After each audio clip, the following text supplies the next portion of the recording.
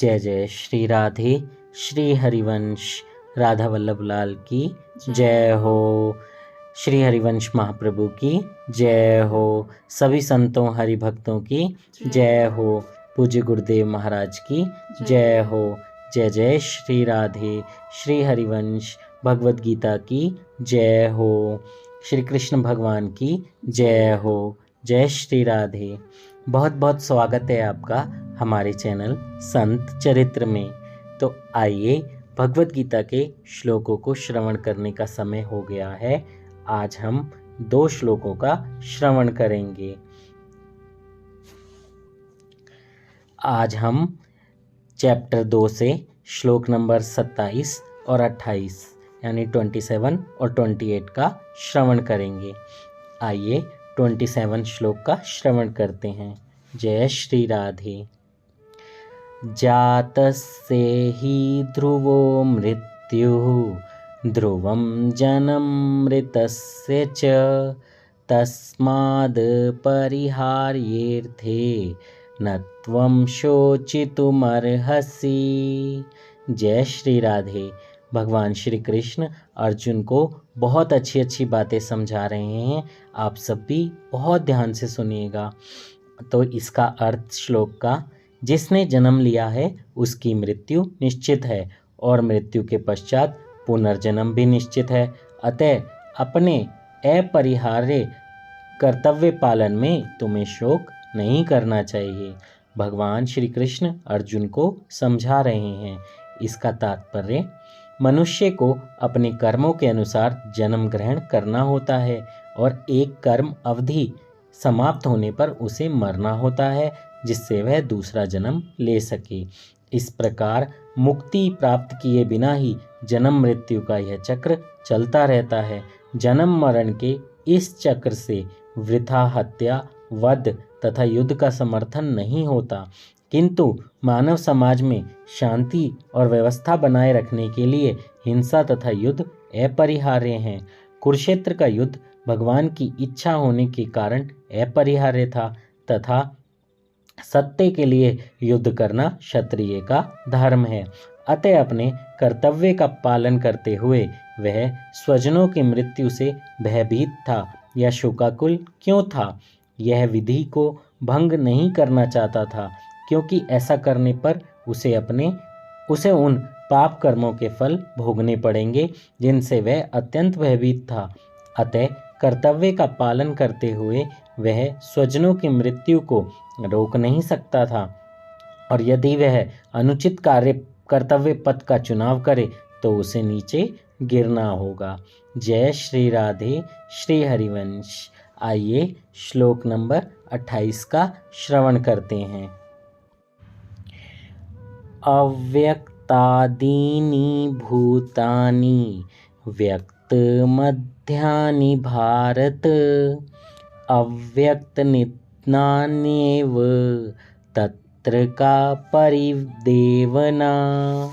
जय श्री राधे श्री हरिवंश। सारे जीव प्रारंभ में अव्यक्त रहते हैं, मध्य अवस्था में व्यक्त होते हैं और विनष्ट होकर पुनः अव्यक्त हो जाते हैं। अतः शोक करने की क्या आवश्यकता है? जय श्री राधे। इसका तात्पर्य, यह स्वीकार करते हुए कि 2 प्रकार के दार्शनिक हैं। एक तो वे जो आत्मा के अस्तित्व को मानते हैं और दूसरे जो आत्मा के अस्तित्व को नहीं मानते हैं। कहा जा सकता है कि किसी भी दशा में शोक करने का कोई कारण नहीं है। आत्मा के अस्तित्व को ना मानने वालों को वेदांतवादी नास्तिक कहते हैं।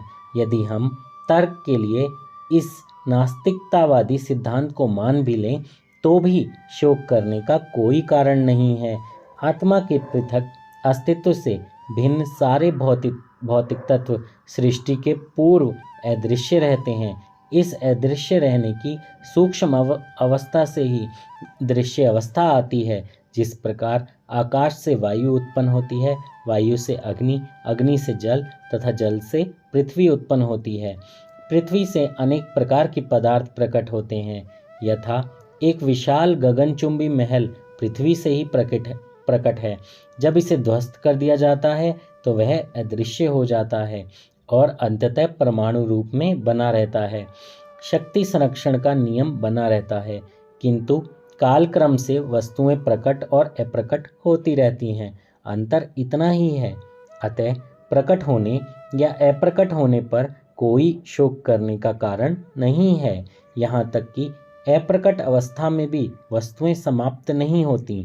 प्रारंभिक तथा अंतिम दोनों अवस्थाओं में सारे तत्व अप्रकट रहते हैं, केवल मध्य में ही वे प्रकट होते हैं। इस तरह से इससे कोई वास्तविक अंतर नहीं पड़ता है। यदि हम भगवद गीता के इस वैदिक निष्कर्ष को मानते हैं कि भौतिक शरीर कालक्रम में नाशवान है किंतु आत्मा शाश्वत है, तो हमें यह सदा स्मरण रखना होगा कि शरीर वस्त्र के समान है। अतः वस्त्र परिवर्तन होने पर शोक क्यों? शाश्वत आत्मा की तुलना में भौतिक शरीर का कोई यथार्थ अस्तित्व नहीं होता है। वह स्वप्न के समान है। स्वप्न में हम आकाश में उड़ते या राजा की भांति रथ पर आरूढ़ हो सकते हैं, किंतु जागने पर देखते हैं कि ना तो हम आकाश में हैं, ना ही रथ पर। वैदिक ज्ञान आत्म साक्षात्कार को भौतिक शरीर के अस्तित्व के आधार पर प्रोत्साहन देता है। अतः चाहे हम आत्मा के अस्तित्व को माने या ना माने, शरीर नाश के लिए शोक करने का कोई कारण नहीं है। जय जय श्री राधे। श्री हरिवंश भगवद गीता की जय हो। भगवान श्री कृष्ण की जय हो। कितनी अच्छी और प्यारी बातें भगवान श्री कृष्ण समझा रहे हैं हमें कि हमें भक्ति में कैसे आगे बढ़ना है। हमें ये नहीं सोचना कि शरीर क्या है, कैसा है, क्यों है। सिर्फ हमें अपना कर्म करना है और वो कर्म भगवान श्री कृष्ण को समर्पित करना है। जय जय श्री राधे। श्री हरिवंश। अगर आपने हमारे चैनल को सब्सक्राइब नहीं किया है तो जल्दी से सब्सक्राइब कर दें, बेल आइकन भी दबा दें। जय श्री राधे।